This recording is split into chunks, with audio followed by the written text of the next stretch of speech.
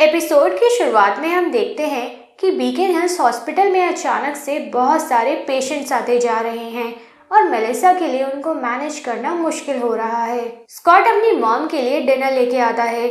वो पूछता है कि हॉस्पिटल में अचानक से इतनी भीड़ कैसे हो गई। मेलिसा बताती है कि पास ही के हाईवे के पास एक एक्सीडेंट हुआ है और वो सभी उसी एक्सीडेंट के विक्टिम्स हैं। वो ये भी बताती है कि उनके हॉस्पिटल के 2 ER डॉक्टर्स गायब हैं और कोई भी उनसे कांटेक्ट नहीं कर पा रहा है। इसी वजह से पेशेंट्स को मैनेज करने में परेशानी हो रही है। तभी एक पेशेंट उनके पास आती है। उस पेशेंट को बहुत दर्द हो रहा है और वो मेलिसा से कुछ पेन किलर्स मांगती है, लेकिन मेलिसा मना कर देती है क्योंकि ऐसे बिना डॉक्टर को कंसल्ट करे पेशेंट्स को कुछ भी देना पेशेंट के लिए हानिकारक भी हो सकता है। उस पेशेंट पर स्कॉट को तरस आता है और वो अपनी वेयरवुल्फ पावर से उस पेशेंट का पेन कुछ मिनट्स के लिए खुद पर ले लेता है, जिस वजह से उस पेशेंट को थोड़ी देर राहत मिलती है। तभी ईथन डैनी के साथ वहां आता है। डैनी की हालत ठीक नहीं लगती। ईथन बताता है कि डैनी को एकदम से सीने में दर्द होने लगा और फिर उसको सांस लेने में भी तकलीफ होने लगी। मेलिसा कहती है कि डैनी को शायद टेंशन न्यूमोथोरैक्स हो गया है, जिसमें हवा लंग्स और चेस्ट वॉल्स के बीच में फंस जाती है और इस वजह से सांस लेने में तकलीफ होती है। अगर डैनी का सही समय पर इलाज नहीं हुआ तो वो मर भी सकता है। तभी डैनी को उल्टी आती है। ईथन और स्कॉट नोटिस करते हैं कि डैनी की उल्टी में मिसलटो बेरीज भी हैं, यानी कि किसी ने जानबूझ के डैनी को पॉइजन किया है। वो लोग डैनी को एग्जामिनेशन रूम में ले जाते हैं। मेलिसा को डर होता है कि अगर डॉक्टर सही टाइम पर नहीं आया तो डैनी मर जाएगा, इसलिए वो खुद डैनी का इलाज करके उसकी जान बचा लेती है। स्कॉट अपनी मॉम को कॉम्प्लीमेंट करता है कि उन्होंने बहुत अच्छे से डैनी का इलाज किया। फिर हम देखते हैं कि उस हॉस्पिटल की एक ER डॉक्टर हिलियार्ड जल्दी से अपनी कार में हॉस्पिटल की तरफ जा रही होती हैं, लेकिन अचानक से उसकी कार में बहुत सारे पतंगे घुस जाते हैं और रियर व्यू मिरर में कार के अंदर डराक का रिफ्लेक्शन दिखता है। स्कॉट और ईथन हॉस्पिटल के बाहर आ जाते हैं। ईथन स्कॉट को यकीन दिलाने की कोशिश करता है कि डैनी के साथ जो भी हुआ उसमें ईथन या अल्फा पैक का कोई हाथ नहीं है। स्कॉट उसको अक्यूज करते हुए कहता है कि जब से उन दोनों भाइयों ने उनके स्कूल में एडमिशन लिया है तब से वो दोनों लिडिया और डैनी को अपने प्यार के जाल में फंसाने की कोशिश कर रहे हैं। ईथन कहता है कि वो डैनी को कभी हर्ट नहीं करेगा। वो लोग तो बस ये पता लगाना चाहते थे कि स्कॉट के लिए कौन ज़्यादा इम्पोर्टेंट है, डैनी या लिडिया, और अब उनको पता चल गया है कि स्कॉट डैनी से ज़्यादा लिडिया की परवाह करता है। तभी डॉक्टर हिलियार्ड की कार हॉस्पिटल की तरफ आती है, पर उस कार में कोई नहीं होता। वो कार खाली होती है और स्कॉट को उस कार के अंदर ड्राइवर सीट पर एक पतंगा मिलता है। शेरिफ भी हॉस्पिटल आ जाते हैं और उन मिसिंग डॉक्टर्स के बारे में मेलिसा की स्टेटमेंट्स लेते हैं। स्कॉट और सैल्स को लगता है कि शायद उन डॉक्टर्स को डराक ने ही किडनैप किया है सैक्रिफाइसेस के लिए। शायद इस बार वो हीलर्स यानी डॉक्टर्स को टारगेट कर रहा है, लेकिन उन दोनों को ये समझ नहीं आ रहा कि डराक ने डैनी को क्यों पॉइजन किया। डैनी तो कोई हीलर नहीं है। तभी शेरिफ को एक कॉल आता है। स्कॉट अपनी वेयरवुल्फ पावर्स से उनकी कॉन्वर्सेशन सुनता है तो उसको पता चलता है कि पुलिस को एक डॉक्टर की डेड बॉडी मिली है। उस क्राइम सीन पर एडन और ड्यूकेलियन भी होते हैं। एडन ड्यूकेलियन को वो क्राइम सीन एक्सप्लेन करता है, पर उन दोनों को ये नहीं पता होता कि क्रिस भी वहीं पर है और उन दोनों वेयरवुल्फ्स पर नजर रख रहे हैं। डेरिक के अपार्टमेंट पर वार्निंग अलार्म बजने लगता है। डेरिक और कोरा नोटिस करते हैं कि अल्फा पैक ने डेरिक के घर की विंडो पर अपने पैक का निशान बना दिया है, जिसका मतलब है कि वो लोग आज रात डेरिक पर हमला करेंगे। स्कॉट के घर पर जब मेलिसा सुबह नींद से उठती है तो देखती है कि आइजैक और स्कॉट भी उसी रूम में सो रहे हैं। नींद से जागने पर वो दोनों बताते हैं कि वो रात भर मेलिसा की प्रोटेक्शन के लिए उस पर निगरानी रख रहे थे। उन्हें डर है कि कहीं डराक का नेक्स्ट टारगेट मेलिसा ना हो। मेलिसा कहती है कि वो एक नर्स है ना कि डॉक्टर, तो डराक उसको क्यों किडनैप करेगा। स्कॉट कहता है कि नर्स हुआ तो क्या हुआ, मेलिसा भी तो एक हीलर है, उसने कल रात डैनी की जान भी बचाई थी। अब क्योंकि साइंस टीचर मिस्टर हैरिस दुनिया की नज़रों में मिसिंग है, इसलिए मिस ब्लेक इंग्लिश के साथ साथ स्कूल में कुछ दिनों के लिए साइंस भी पढ़ाने लगती हैं। क्लास के दौरान स्कॉट और साइल्स डराक के नए टारगेट्स के बारे में डिस्कस करते हैं। साइल्स बताता है कि जिस डॉक्टर की लाश पुलिस को मिली है उसको डराक ने वैसे नहीं मारा जैसे अपने पुराने विक्टिम्स को मारा था। इस बार उसके मारने का तरीका अलग है। उस डॉक्टर की मौत दम घुटने की वजह से हुई है, लेकिन उसका गला नहीं घोटा गया है। तभी स्कॉट को डीटन का फोन आता है। डीटन उसको बताता है कि डोराक का नेक्स्ट टारगेट डीटन ही है और वो होप करता है कि स्कॉट उसको ढूंढ लेगा इससे पहले कि डोराक डीटन की भी बलि चढ़ा दे। फिर हम देखते हैं कि डीटन के एनिमल क्लिनिक पर चारों तरफ पतंगे ही पतंगे भर गए हैं। आइजैक और बॉयड स्कूल से बहाना बना के छुट्टी ले लेते हैं और डेरिक के अपार्टमेंट जाते हैं। उन दोनों को कोरा से पता चला है कि अल्फा पैक आज रात डेरिक पर अटैक करने वाला है, इसलिए वो दोनों डेरिक की हेल्प करना चाहते हैं। बॉयड के पास एक प्लान है जिसका आइडिया उसे उस इंसिडेंट से मिला है जब जेरार्ड ने बॉयड और एरिका को पकड़ के उन दोनों को इलेक्ट्रिक शॉक दिए थे। वो लोग डेरिक के अपार्टमेंट के फ्लोर को पानी से भर देंगे और फिर उसमें बिजली की नंगी तारें डाल देंगे जिससे जो भी उस पानी में जाएगा उसे करंट लगेगा, स्पेशली समवन लाइक काली जो कि नंगे पैर ही रहती है। स्कॉट जल्दी से एनिमल क्लिनिक पहुंचता है लेकिन डीटन उसको वहां नहीं मिलता। डेराक ने ऑलरेडी उसको किडनैप कर लिया है। तभी शेरिफ भी वहां अपनी टीम के साथ पहुंचते हैं। वो बताते हैं कि साइल्स ने उनको डीटन की किडनैपिंग के बारे में इन्फॉर्म कर दिया था। कुछ देर बाद साइल्स भी वहां आ जाता है। शेरिफ स्कॉट को दिलासा देते हैं कि वो डीटन को ढूंढने की पूरी कोशिश करेंगे। स्कॉट साइल्स को एक दूसरे रूम में ले जाता है ताकि वो दोनों प्राइवेटली बात कर सकें। स्कॉट को लगता है कि उन लोगों को शेरिफ को सब कुछ सच बता देना चाहिए कि उस टाउन में हो रहे मर्डर्स का असली कारण क्या है। जब तक शेरिफ इन सब बातों से अनजान रहेंगे तब तक वो अपनी इन्वेस्टिगेशन भी सही से नहीं कर पाएंगे। साइल्स स्कॉट से एग्री नहीं करता।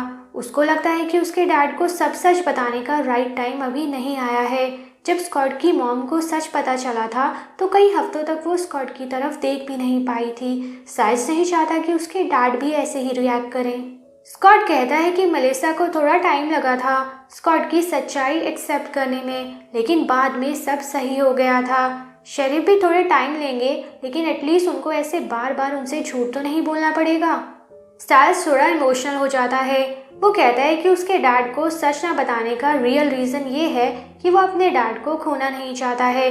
उसने ऑलरेडी अपनी मॉम को खो दिया है और अगर वो लोग उसके डैड को भी इन सब सुपरनैचुरल एक्टिविटीज़ का सच बता देंगे तो उनकी जान पर भी खतरा बढ़ जाएगा और साइल्स नहीं चाहता कि उसके डैड को किसी भी तरह का नुकसान पहुँचे। लेकिन फिर साइल्स को रियलाइज़ होता है कि शायद स्कॉट सही है, कभी ना कभी तो शेरिफ को सच बताना ही है ना। लेकिन इससे पहले कि वो दोनों शेरिफ को सच बता पाए, मिस मोराल उन दोनों से मिलती हैं।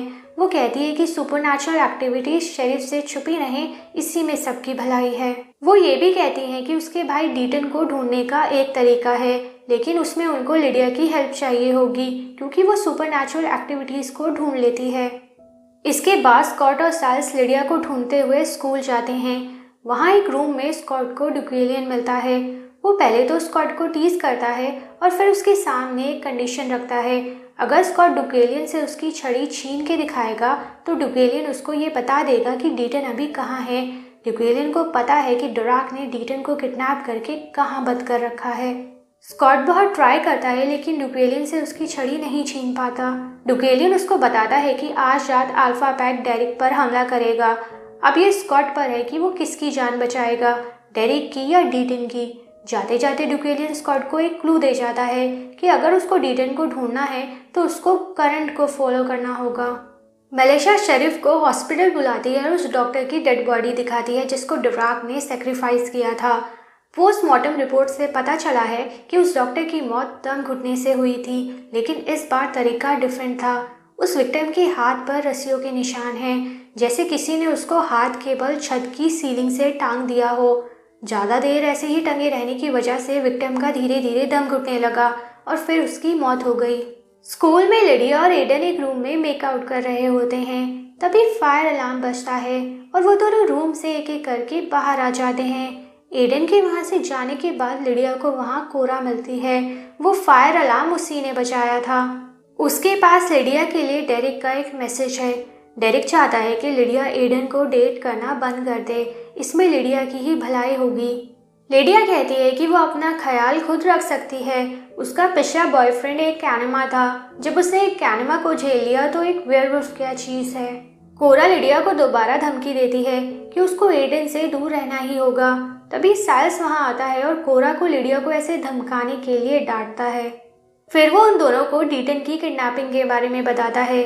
उसको लिडिया की हेल्प चाहिए, मे बी वो डीटन को ढूंढ पाए। एक खाली क्लासरूम में वो लोग अलग अलग तरीके आजमा के डीटन को ढूंढने की कोशिश करते हैं, लेकिन कोई तरीका काम नहीं आता। एट लास्ट साइल्स लिडिया को एक पेंसिल देता है। मे बी लिडिया अपनी साइकिक पावर्स के थ्रू डीटन का पता लिखकर उन्हें बता दे। लिडिया पेपर पर एक ट्री की ड्राइंग करने लगती है। साइल्स को गुस्सा आ जाता है और वो कहता है कि उसने लिडिया को डीटन का पता लिखने को कहा था, ना कि ड्राइंग करने को। लिडिया कहती है कि उसको कैसे पता होगा कि डीटन कहाँ है। लिडिया कोई साइकिक थोड़ी ना है, और वैसे भी साइल्स को इस बारे में डैनी से बात करनी चाहिए, ना कि लिडिया से। साइल्स कंफ्यूज हो जाता है कि लिडिया डैनी की बात क्यों कर रही है। तभी स्कॉट वहां आता है और उन सबको बताता है कि डैनी को डराक ने सैक्रिफाइस नहीं किया, लेकिन वो उसका टारगेट जरूर था। तभी स्कॉट को एलिसन का मैसेज आता है कि उसको कुछ ज़रूरी इन्फॉर्मेशन पता चली है और वो स्कॉट को जल्दी से अपने घर आने को कहती है। एलिसन के घर पर वो स्कॉट को अपने डैड के ऑफिस में बीकन हिल्स का एक मैप दिखाती है। उस मैप में क्रिस ने कुछ जगहों को सीक्रेटली मार्क किया होता है। उन मार्क्स को सिर्फ एक ब्लैक लाइट से ही देखा जा सकता है। एलिसन कहती है कि क्रिस ने 12 जगहों को मार्क किया है। उनमें से 6 जगह वो हैं जहां डराक के पिछले विक्टिम्स की लाशें मिली थी, और बाकी की 6 जगह में भी वो हैं जहां डराक के नेक्स्ट विक्टिम्स की लाशें मिलेंगी। डीटन उन 6 जगहों में से कहीं भी हो सकता है। साइल्स डैनी से पूछताछ करने हॉस्पिटल जाता है, लेकिन डैनी सो रहा होता है, इसलिए साइल्स उसके स्कूल बैग की तलाशी लेने लगता है। उस बैग में साइल्स को एक रिसर्च प्रपोजल मिलता है जो डैनी ने मिस्टर हैरिस की फिजिक्स क्लास के लिए लिखा था। वो रिसर्च प्रपोजल टेल्यूरिक करंट्स के बारे में होता है। टेल्यूरिक करंट्स लो फ्रीक्वेंसी वाले वो इलेक्ट्रिकल करंट्स होते हैं जो नेचुरली अर्थ के थ्रू फ्लो करते हैं। इसके बाद साइल्स स्कॉट को फोन पर डैनी के रिसर्च प्रपोजल के बारे में बताता है। स्कॉट को याद आता है कि डुकेली ने उसको करंट को फॉलो करने को कहा था। जरूर डैनी के रिसर्च प्रपोजल से उनको कोई क्लू मिलेगा। डेरिक के अपार्टमेंट में डेरिक, बॉयड और आइजैक अल्फा पैक के लिए पानी और करंट का ट्रैप सेट कर देते हैं, लेकिन थोड़ी देर बाद आइजैक नोटिस करता है कि वार्निंग अलार्म की लाइट ऑफ है, यानी कि किसी ने अपार्टमेंट की बिजली ही काट दी है। वो लोग समझ जाते हैं कि ये जरूर अल्फा पैक का ही काम है। तभी काली वहां एंट्री मारती है। वो कहती है कि उसको पता था कि डेरिक अकेले लड़ने से डरेगा, इसलिए काली ने भी डेरिक के लिए एक ट्रैप सेट किया है। तभी एडन और ईथन वहां आते हैं। उन दोनों ने मिस ब्लेक को पकड़ा हुआ होता है। काली डेरिक को उससे अकेले फाइट करने के लिए कहती है, 1 on 1, वरना वो लोग मिस ब्लेक को मार देंगे। डेरिक आइजैक और बॉयड को पीछे हटने को कहता है और खुद काली से अकेले फाइट करने लगता है। स्कॉट, साइल्स, लिडिया और कोरा एनिमल क्लिनिक पर मिलते हैं। डैनी के रिसर्च पेपर्स में उनको टेल्यूरिक करंट्स का एक मैप मिलता है कि वो करंट बीकन हिल्स में कहाँ कहाँ फ्लो करता है। उन पेपर्स में मिस्टर हैरिस का एक वार्निंग नोट भी होता है जिसमें उन्होंने डैनी को उन करंट्स के बारे में और रिसर्च करने से मना किया होता है। स्कॉट और साइल्स समझ जाते हैं कि जरूर मिस्टर हैरिस को डराक के बारे में पता था, तभी उन्होंने डैनी के लिए वो वार्निंग नोट लिखा था। उस मैप को देख के साइल्स कहता है कि उनके शहर का नाम बीकन हिल्स ऐसे ही नहीं पड़ा। वो शहर सच्ची में एक बीकन ऑफ एनर्जी है, क्योंकि वो टेल्यूरिक करंट उनके शहर में बहुत ही भारी मात्रा में फ्लो करता है। जब वो लोग क्रिस और डैनी के मैप्स को मिलाते हैं तो उनको एक क्लू मिलता है कि डीटन उसी पुराने बैंक के वॉल्ट में है जहां अल्फा पैक ने बॉयड और कोरा को पकड़ के रखा था। तभी कोरा को बॉयड का मैसेज आता है कि अल्फा पैक ने डेरिक के अपार्टमेंट की बिजली काट दी है। इसके बाद वो लोग प्लान बनाते हैं कि साइल्स, कोरा और लिडिया डेरिक की हेल्प करने उसके अपार्टमेंट जाएंगे और स्कॉट डीटन को बचाने बैंक जाएगा। थोड़ी देर बाद स्कॉट बैंक पहुंचता है तो देखता है कि डीटन वर्ल्ड की सीलिंग से बंधा है। उसके चारों ओर माउंटेन ऐश का एक सर्कल भी बना है ताकि कोई वेयरवुल्फ उसको बचा ना पाए। स्कॉट बहुत कोशिश करता है उस सर्कल में घुसने की। वो बहुत फोर्स लगाता है, जिस वजह से एक पॉइंट पर उसकी आंखें दोबारा एक अल्फा वेयरवुल्फ की तरह रेड ग्लो करने लगती हैं। डीटन भी ये चीज नोटिस करता है। बहुत कोशिश के बाद भी स्कॉट उस माउंटेन ऐश के सर्कल को क्रॉस नहीं कर पाता, लेकिन फॉर्चुनेटली फॉर डीटन शेरिफ वहां आ जाते हैं और डीटन को बचा लेते हैं। साइल्स, कोरा और लिडिया भी डेरिक के अपार्टमेंट पहुंच जाते हैं।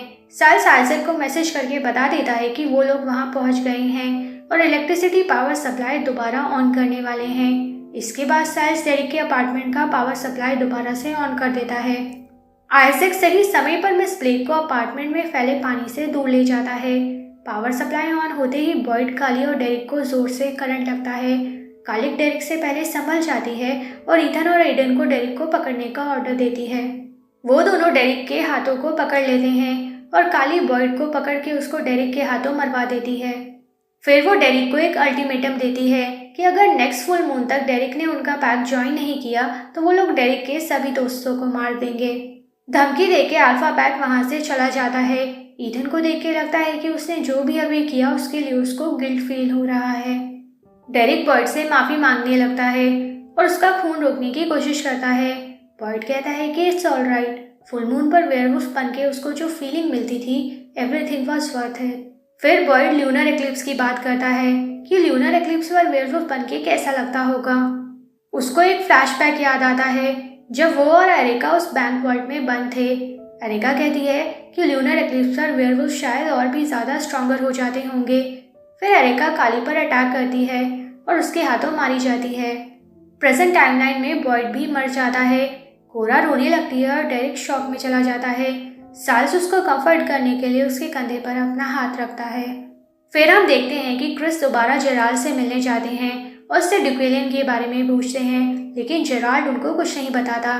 क्रिस के वहाँ से जाने के बाद एलिसन वहाँ पर आती है। वो पूछती है कि क्या जेराल्ड उसको वहाँ देख के चौंक गए। जेराल्ड कहते हैं कि उनको पता था कि एलिसन उनसे मिलने ज़रूर आएगी, बस ये नहीं पता था कि एलिसन इतना टाइम लगा देगी। उस पुराने बैंक में शेरिफ स्कॉट को बताते हैं कि एनिमल क्लिनिक में एक दवाई की बोतल पर जो मार्किंग बनी थी उसका सिंबल कुछ कुछ उस बैंक के सिंबल से मिलता है और वहीं से शेरिफ को क्लू मिला कि शायद डीटन उस पुराने बैंक में हो। इसके बाद शेरिफ डीटन के लिए मेडिकल टीम को कांटेक्ट करने वॉल्ट से बाहर चले जाते हैं।